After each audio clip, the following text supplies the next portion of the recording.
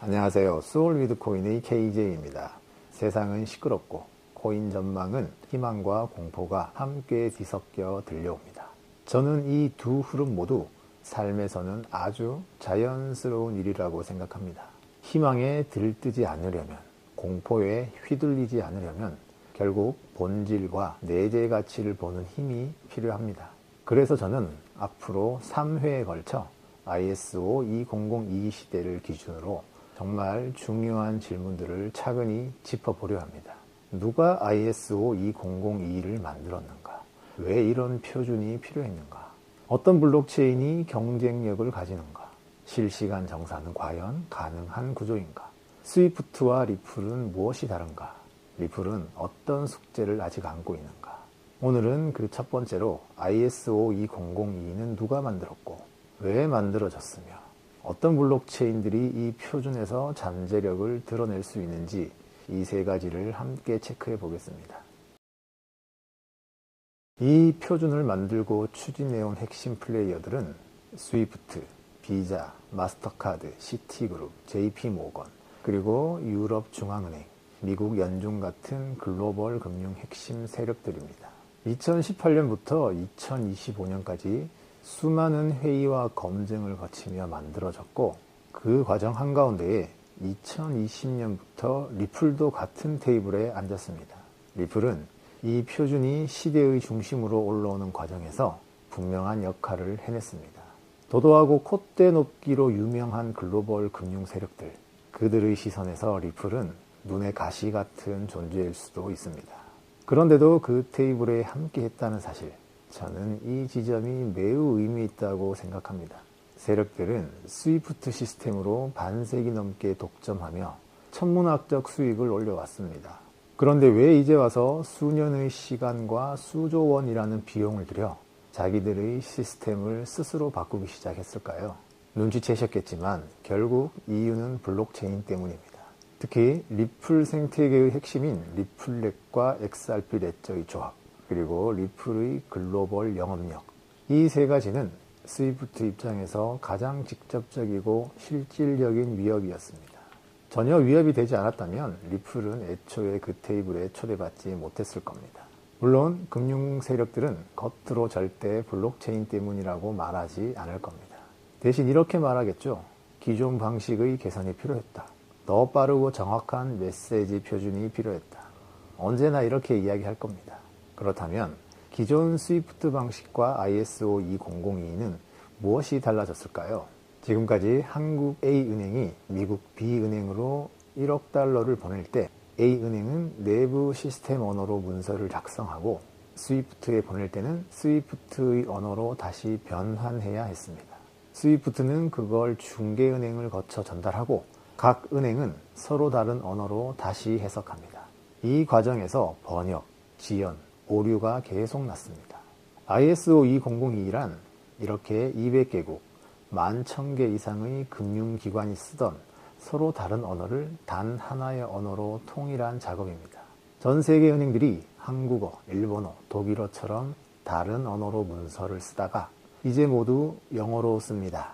이걸 선언한 것과 거의 같습니다. 이 통일 덕분에 번역 과정이 사라지고 속도는 빨라지고 정확도는 올라가고 오류는 크게 줄어들게 됩니다.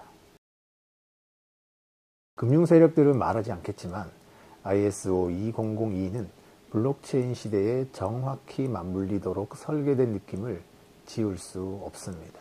ISO 2002는 기계가 있기에 최적화된 포맷입니다.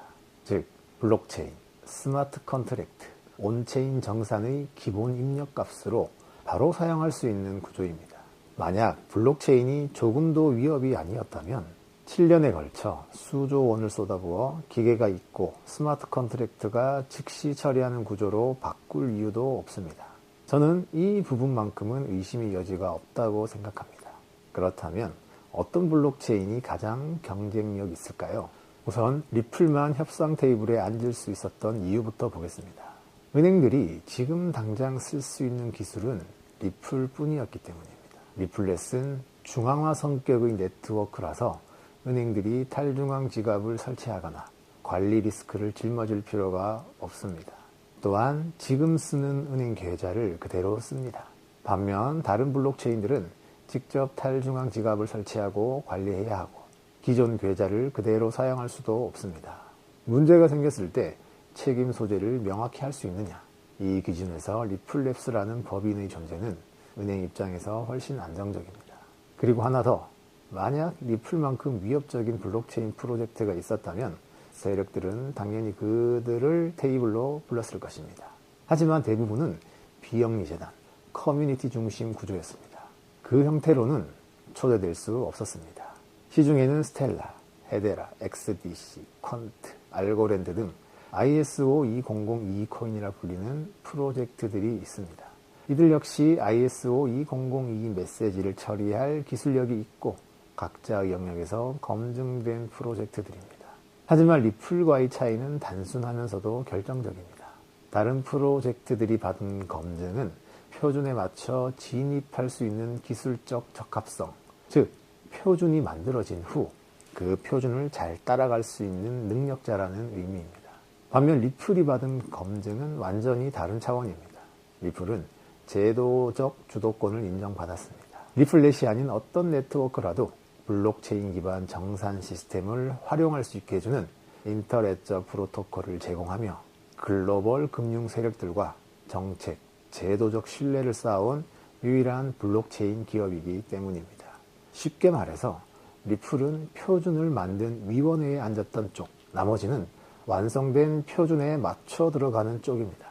기술적 적합성과 제도적 주도권은 무게가 전혀 다른 이야기입니다. 한 문장으로 정리하면 리플은 이미 적용 중이고 나머지는 아직 준비 중입니다.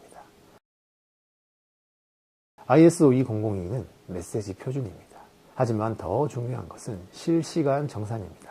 스위프트가 가진 전통 방식, 리플렛의 실시간 정산, 그리고 리플이 협상 테이블에서 사실상 만들었다고 봐도 되는 인터레저 프로토콜의 구조 비교입니다. ISO 2002가 금융의 언어를 통일한 작업이라면 정산 구조의 통일은 ILP라고 보셔도 됩니다. 이 차이를 이해하시면 공포장이 와도 XRP를 쉽게 팔고 싶지 않을 겁니다. 오늘은 여기까지 하겠습니다. 긴 영상 함께 해주시느라 수고 많으셨습니다. 다음 영상에서 뵙겠습니다. 감사합니다.